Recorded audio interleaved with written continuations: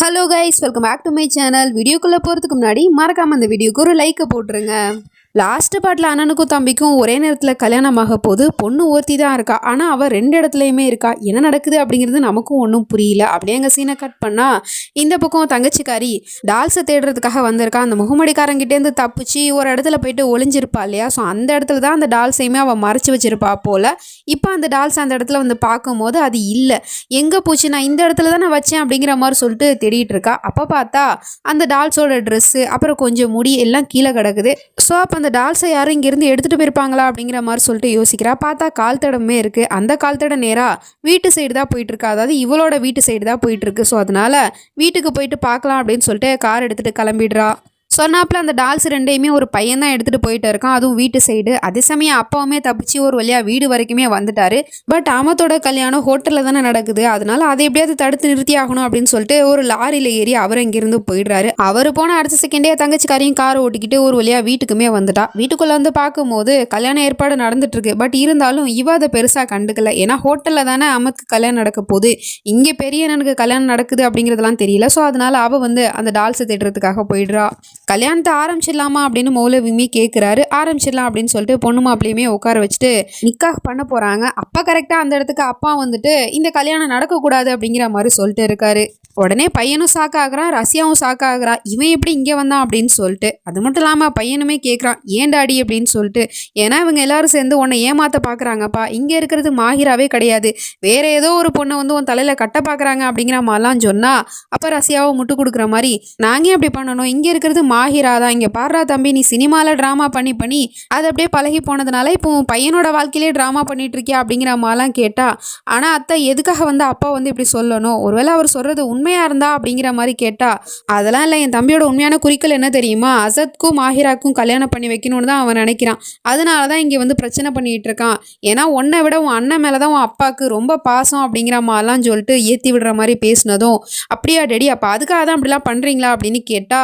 இங்கே பாருப்பா, என் வார்த்தையில் உனக்கு நம்பிக்கை இல்லைல்ல, அப்போனா நீயே பாரு அப்படிங்கிற மாதிரி சொல்லிட்டு அவர் இங்கேருந்து வந்து பொண்ணோட முகத்தை ஓப்பன் பண்ணி காட்டிடலாம் அப்படின்னு சொல்லிட்டு ஓப்பன் பண்ணி காட்டுறாரு. பார்த்தா நமக்கு பயங்கரமான ஷாக்கு. ஏன்னா அங்கே நம்ம ஹீரோயினி தான் உட்காந்துருக்கா. இதை பார்த்தா அப்பாவுக்கும் ஒன்றுமே புரியல. போதுமா பாத்தியா, அவன் அப்பா வந்து வேணும்னே நேரத்தை கடத்துறதுக்காக தான் இப்படிலாம் பண்ணிக்கிட்டு இருக்கான், இங்கேருந்து கிளம்புன சீர் அப்படிங்கிற மாதிரி சொன்னதும் அவர் அங்கேருந்து யோசிச்சிட்டே போயிடுறாரு. இங்கே அமத் கூட மாஹிராக்கு தான் கல்யாணமாக போகுது அப்படின்னா அங்கே வீட்டில் அசத்க்கு யாரை கல்யாணம் பண்ணி வைக்க போகிறாங்க, உடனே அந்த கல்யாணத்தை போய் தடுத்து நிறுத்தி ஆகணும் அப்படின்னு சொல்லிட்டு அவர் நேராக கிளம்பி வீட்டுக்கு போயிட்டு இருக்காரு. இந்த விஷயத்த கால் பண்ணி ரஷ்யாவுமே சொல்கிறா, நசீர் எப்படியோ தப்பிச்சிட்டான், அவன் இங்கே வந்து பெரிய கலாட்டாவே பண்ணிட்டான், இங்கே இருக்கிறது மாஹிரா இல்லை அப்படிங்கிறத நிரூபிக்க பார்த்தான். பட் இருந்தாலும் அவனால் எதுவுமே பண்ண முடியல. இப்போ அவன் அங்கே தான் கிளம்பி வந்துட்டு இருக்கான், மற்ற விஷயத்த நீ பார்த்துக்கோ அப்படிங்கிற மாதிரி சொல்லிட்டு ஃபோனை கட் பண்ணா. அடுத்த நிமிஷமே அப்பா வந்து அங்கே நிற்கிறாரு. அதை பார்த்த உடனே இவளுக்கு பயங்கரமான ஷாக்காக இருக்கா. அப்படியே கட் பண்ணா தங்கச்சிக்காரி வீட்டுக்கு வந்தா இல்லையா, அவள் வந்து பார்க்கும்போது ஸ்விம்மிங் பூல் பக்கத்தில் அந்த டால்ஸ் எடுத்துகிட்டு போன பையன் வந்து அந்த டால்ஸை போட்டு தண்ணியில் வச்சு விளாண்டுட்டு இருக்கான். அது உண்மையிலே ரெண்டு மனுஷங்க அப்படிங்கிற விஷயம்லாம் அவனுக்கு தெரியாது இல்லையா. ஸோ அதனால் இதை பார்த்துட்டு இவ்வளோ, தம்பி அந்த டால்ஸை வந்து என்கிட்ட கொடுத்துருப்பா அப்படின்னு சொன்னால் அவன் கேட்க மாட்டேங்கிறான். சரி நீ என்கிட்ட கொடுக்கா கட்டி பரவாயில்ல, அந்த டால்ஸை நீ தண்ணியில் போட்டுறாதா அப்படின்னு சொன்னால் பசங்க கிட்ட எதை செய்ய வரான்னு சொல்கிறோமோ அதைத்தான் செய்வாங்க. அதே மாதிரி அந்த பையனும் வேணுண்டே அந்த டால்ஸை தூக்கி அந்த தண்ணியில் தூக்கி போட்டு அவன் இங்கேருந்து போயிடுறான். அதுக்கப்புறம் இவன் வந்து அந்த டால்ஸ் எடுக்கிறதுக்காக தண்ணிக்குள்ளே போயிட்டு ஒரு வழியாக அந்த டால்ஸையுமே எடுத்துறா. பட் இருந்தாலும் டக்குன்னு கால் ஸ்லிப்பாகி கீழே விழுந்துடுறா. அவளுக்கு நீச்சல் வேறு தெரியாது போல். தண்ணிக்குள்ளே வந்து போராடிட்டு இருக்கா, யார் காப்பாற்ற வருவான்னு தெரியல. இந்த பக்கம் அப்பா வந்து வீட்டுக்குள்ளே வந்தார் இல்லையா, அவரை அடுத்த செகண்டே இவ போயிட்டு வாயை பொத்தி அந்த பக்கமாக கூட்டிகிட்டு வந்துடுறா. என்னோட திட்டத்தை கெடுக்கிறதுக்காக தானே நீ வந்திருக்க, அதை நடக்க விட மாட்டேன் அப்படிங்கிற மாதிரி சொல்லிட்டு அவரை பிடிச்சி வச்சுட்டு இருந்தா. அவரோ டக்குன்னு அவளை பிடிச்சி தள்ளி விட்டுறாரு. போய் கீழே விழுந்துடுறா. நசீர் அப்படின்னு சொல்லிட்டு இந்த பக்கம் திரும்பி பார்த்தா அவரை காணோம். பார்த்தா அவர் அந்த பக்கமாக தான் ஒளிஞ்சிருக்காரு. நசீர் வெளியே வாங்க, விளாடாதீங்க அப்படிங்கிற மாதிரி சொல்லிட்டு இவ ஒரு பக்கம் கத்திட்டு இருக்கா. அந்த பக்கம் பார்க்குறாரு, மாப்பிள்ளையும் பொண்ணும் உட்காந்துருக்காங்க. பையனை போயிட்டு ரெடி ஆகிட்டு வர சொல்கிறாங்க. ஸோ அதனால் அவன் இங்கேருந்து கிளம்பி போயிடுறான். அதுக்கப்புறம் இவர் உள்ளே வந்து இங்கே உட்காந்துருக்கிறது அப்போ யார், அசத் கூட யாருக்கு கல்யாணமாக போகுது அப்படின்னு சொல்லிட்டு அவர் அங்கேருந்து வந்து கொஞ்சம் யோசிக்காமல் அந்த பொண்ணோட முகத்தை வந்து ஓப்பன் பண்ணி பார்க்குறாரு. பார்த்தா இங்கே உட்காந்துருக்கிறதும் நம்ம ஹீரோயினி தான். இவருக்கு ஒன்றுமே புரியல. புரியல, நமக்கும் ஒன்றும் புரியல. என்னடா இது ஒரே பொண்ணு எப்படி 2 இடத்துலையும் இருப்பா அப்படிங்கிற மாதிரி தான் இருக்குது. என்னம்மா நீ இங்கே உட்காந்துருக்க, உன்னை இப்போ தானே நான் அமத் கூட பார்த்தேன், ஹோட்டலில் உனக்கு கல்யாணமாக போதில்ல, நீ அங்கே தானே இருந்த, அதுக்குள்ளே எப்படி இவ்வளோ சீக்கிரத்தில் நீ இங்கே வந்த அப்படின்னு கேட்டால் இவளுக்கு ஒன்றுமே புரியல. என்ன அங்கிள் சொல்கிறீங்க, எனக்கு அமத் கூட தான் கல்யாணமாக போகுது, ஆனால் ஹோட்டலில் இல்லை இங்கே தான் அப்படிங்கிற மாதிரி சொன்னால், இல்லைம்மா உனக்கு தெரியாது, உனக்கு அமத் கூட இல்லை அசத் கூட தான் கல்யாணமாக போகுது, இந்த ஒன்று உனக்கு தெரியுமா அப்படிங்கிற மாதிரிலாம் கேட்டால் அவளுக்கோ பயங்கரமான ஷாக்காக இருக்குது. இப்போ எனக்கு அசத் கூட தான் கல்யாணமாக போகுது அப்படின்னா அவர் எங்கே போனார் அப்படின்னு கேட்டால் அவன் அந்த பக்கமாக தான் போனதை பார்த்தேன் அப்படிங்கிற மாதிரி சொன்னதும் இவளும் வந்து அசாத்தை தேடி அந்த பக்கமாக போயிட்டு இருக்கா. பின்னாடியே இவரும் ஓடிக்கிட்டு இருக்காரு. அப்போ பார்த்தா டக்குன்னு அந்த சுனியக்காரி கர்ச்சிஃபில் மயக்க மருந்து வச்சிருப்பா போல, அதை அவரோட முகத்தில் வச்சு மயக்க இங்கேருந்து கூட்டிகிட்டு போயிடுறா. இந்த பக்கம் நம்ம ஹீரோ வந்து ரெடி ஆகிறதுக்காக வந்தான் இல்லையா, அவன் வந்து பார்க்கும்போது தங்கச்சிக்காரி அங்கே ஸ்விம்மிங் பூலில் வந்து விழுந்திருக்கிறது தெரியுது. காப்பாற்றுங்கன்னு சொல்லிட்டு கத்திட்டு இருக்கா. உடனே இவ தங்கச்சி நீ எப்படிமா இதில் போய் விழுந்த அப்படின்னு சொல்லிட்டு கையை கொடுத்து ஒரு வழியாக தூக்கி காப்பாற்றிடுறான். நீ எப்படிமா அதில் விழுந்த அப்படின்னு கேட்டா, ஆனால் நான் எல்லாத்தையும் அப்புறமா வந்து உங்ககிட்ட நான் சொல்கிறேன், எனக்கு டைம் இல்லைனா அப்படிங்கிற மாதிரி சொல்லிட்டு இன்னும் 15 நிமிஷத்தில் இங்கேருந்து போயாகணும், அதனால அவசரமாக கிளம்பி அங்கேருந்து போயிடுறா. அதுக்கப்புறம் ஒருத்தன் வந்து வாங்க போகலாம் கல்யாணத்துக்கு லேட் ஆகிடுச்சு அப்படின்னு சொல்லிட்டு கூட்டிகிட்டு போயிடுறான். நம்ம ஹீரோயினி வந்து தேடி பார்க்கும்போது அங்கே நம்ம ஹீரோ இல்லை. அதுக்கப்புறம் அவள் வெளியே வந்து பார்க்குறா, அந்த சுனியக்கர் தான் நின்றுட்டுருக்கா. நீ எங்கே போன அப்படின்னு கேட்டால், எனக்கு ஒரு விஷயத்த சொல்லுங்கள், எனக்கு கல்யாணம் யார் கூட நடக்க போகுது, எனக்கு அமத் கூட தானே நடக்க போகுதுன்னு சொன்னீங்க, ஆனால் அசத் கூட நடக்க போகுதுன்னு அங்கிள் சொல்லிட்டு இருந்தாரு அப்படின்னு சொன்னால், அதெல்லாம் இல்லை பேசாமல் வந்து உட்காரு அப்படிங்கிற மாதிரி சொல்லிட்டு அவளை வந்து உட்கார வச்சா. எதிர்த்தாப்புல மாப்பிள்ளையுமே ரெடி ஆகிட்டு வந்துட்டான். பார்த்தா முகத்தில் வந்து பூ வச்சு கட்டியிருக்கிறதுனால அது யார் என்னங்கிறதுலாம் இவளுக்கு தெரியல. இப்போ இங்கே வர்றது அசத் தான் அமத்தா அப்படிங்கிற மாதிரி சொல்லிட்டு பார்த்துட்டு இருக்கா. டக்குன்னு இந்த சுனியக்காரி அவளோட முகத்தில் வந்து ஷாலை போட்டு மூடி விட்டுறா.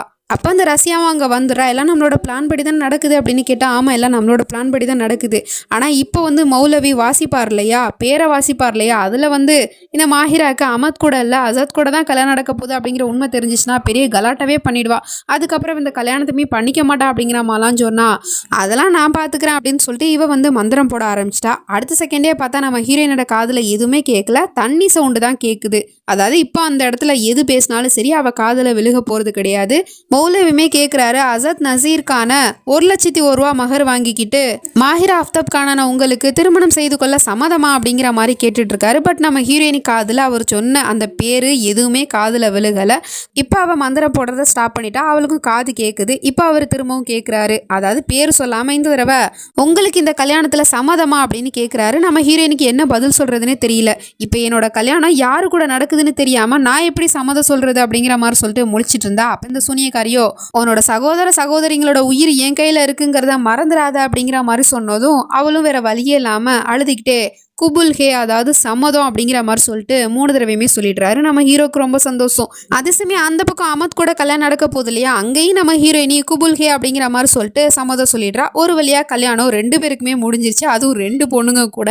அப்படியே அங்கே சீனை கட் பண்ணால் தங்கச்சியுமே ஒரு வழியாக டால்ஸ் எடுத்துகிட்டு கரெக்ட் டைமுக்கு வந்துட்டா. இன்னும் 2 நிமிஷம் இருக்குது பாம் வெடிக்கிறதுக்கு. அதுக்குள்ளே உள்ளே வந்து அந்த பாமை எப்படி ஆஃப் பண்ணுறது அப்படிங்கிறதெல்லாம் கசாலா கிட்டே ஏற்கனவே ஃபோன் பண்ணி சொல்லியிருப்பான் போல். ஸோ அதுபடி தங்கச்சிக்காரையுமே அந்த பாமை கரெக்ட் டைமுக்கு வந்து ஆஃப் பண்ணிடுறா. அதுவுமே ஆஃப் ஆகிடுச்சு. அதுக்கப்புறம் அவங்க எல்லாரையும் கூட்டிகிட்டு போக சொல்லிடுறான். பட் பொம்மையை அங்கேயே வச்சுட்டு போக சொல்லிடுறான். ஸோ அதனால் அவங்க எல்லாரையும் காப்பாற்றி அங்கேருந்து கூட்டிகிட்டு போயிடுறா. பட் இதெல்லாம் பண்ணுறது யார், இதுக்கு பின்னாடி யார் இருக்கா அப்படின்னு பார்த்தா முகமுடியை கழட்டும் போது தான் தெரியுது, நான் கெஸ் பண்ண மாதிரியே அது அந்த சமீர் தான் அப்படிங்கிறது. அவனுமே சொல்கிறான், எல்லா மனுஷனுக்குள்ளேயுமே வந்து 2 முகம் இருக்கும், ஒன்று நல்லது இன்னொன்று கெட்டது, நான் நல்ல முகத்தை தான் உங்ககிட்ட காமிச்சேன் அப்படிங்கிற மாதிரி சொல்லிட்டு இருக்கான். அப்போ தான் நமக்குமே நடந்த எல்லாத்தையுமே ரீவைன் பண்ணி காட்டுறாங்க. அந்த தங்கச்சிக்காரியை காப்பாற்றினதே இவன் தான் இல்லையா, நானுமே ஆரம்பத்தில் இவன் தான் அப்படிங்கிறத கெஸ் பண்ணிட்டேன். எப்படின்னா ஃபஸ்ட்டு அந்த சாய்ரா பானு 2 பேருமே டால்ஸாக மாறின விஷயத்த அம்மா கிட்ட சொல்லான்னு போகும்போது அம்மா வீட்டில் இல்லை அம்மா ஹோட்டலில் இருக்காங்க அப்படிங்கிற மாதிரி சொல்லியிருப்பான். ஸோ அந்த இடத்துல எனக்கு டவுட் வந்துச்சு. ஏன்னா அந்த நேரத்தில் சூனியக்காரி வீட்டில் தான் இருந்தா. அது மட்டும் இல்லாமல் தங்கச்சிக்காரி அந்த முகமுடி போட்டவன்ட்டேருந்து தப்பிச்சு ஒரு புதர் பக்கம் ஒளிஞ்சிருப்பா. அப்போ தான் கரெக்ட் டைமுக்கு அந்த சமீருமே கால் பண்ணி நீ எங்கே இருக்கன்னு கேட்டிருப்பான். கரெக்டாக அந்த இடத்த சொன்ன அடுத்த செகண்டே அந்த முகமுடி காரணமே வந்து தங்கச்சிக்காரியை பிடிச்சிருப்பான். ஸோ இதெல்லாம் வச்சு தான் நான் கெஸ் பண்ணேன். ஸோ நீங்கள் எத்தனை பேர் கெஸ் பண்ணீங்க அப்படிங்கிறதுலாம் தெரியல. இதுக்கப்புறம் வரக்கூடிய பாட்டெலாம் ரொம்ப இன்ட்ரெஸ்டிங்காகவும் ட்விஸ்ட்டாகவும் இருக்க போகுது. அது என்ன ஏதுங்கிறதெல்லாம் வெயிட் பண்ணி தான் பார்க்கணும். நெக்ஸ்ட் ஆனிச்சு நம்ம அடுத்த பாட்டில் பார்த்து தெரிஞ்சுப்போம். அது வரைக்கும் பை ஃப்ரெண்ட்ஸ்.